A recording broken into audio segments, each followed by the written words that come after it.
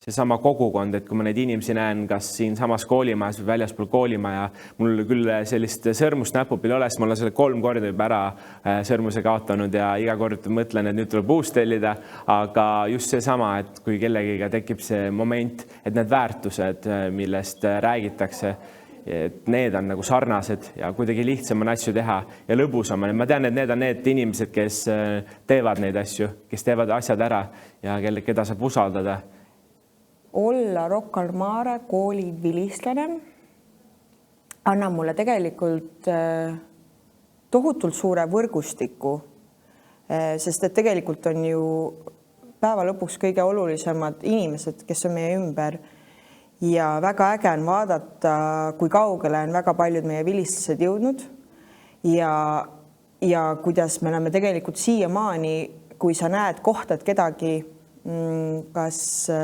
tööalaselt või väljas või kuskil seltskonnas ja tuleb see, et välja, et me oleme Rocca al Mare koolist, siis on alati käib selline, sa ka või? Mitmendast lennust või kes sul oli? Ja seal tekib selline ühendus ja kohe tekib selline arusaamine, et me saame olla üksteisel olemas. Tõesti sõbrad nagu eluks, et ma arvan, et see on kindlasti üks selline asi, mis nagu on tugevalt ka kaasa tulnud.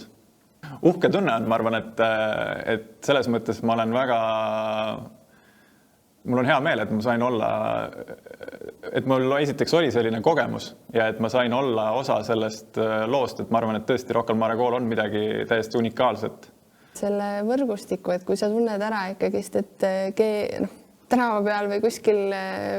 tööalaselt või kokku saades, et on ka Rocca al Mare koolist inimene, siis see on kohe siuke icebreaker, et sa saad nagu edasi rääkida, et ma käisin ka, kus lennust olid, kuidas läks? Kogukonna liikmeks olemine on hästi oluline siin, et ikkagi nii palju, kui me teame, siis elus väga palju loevad erinevad tutvused. Ma arvan, et see on see koht, kust on olnud võimalik saada väga palju erinevaid tutvusi. Võib-olla nagu negatiivse külje pealt, kui ma seda võin välja tuua, siis minu meelest ülikoolis vähemalt mulle vaadati natuke viltu, et ma tulin Rocca al Mare koolist just selle osas, et vähemalt õppejõududelt mulle paistis selline tagasiside, et sa oled sealt koolist ja et seal on ju kõik nii hästi ja et sa ei teagi, milline see päris elu on umbes. Aga samas oli ka see, et ülikoolis ikkagi selgelt Rocca al Mare kooli õpilased olidki alati valmis vastama, valmis tegema sellised aktiivsed, silmapaistvad. Et kõik need asjad loovadki selle uhkustunde, et ma olen käinud Rocca al Mare koolis ja ma olen just siit pärit, mitte kuskilt mujalt.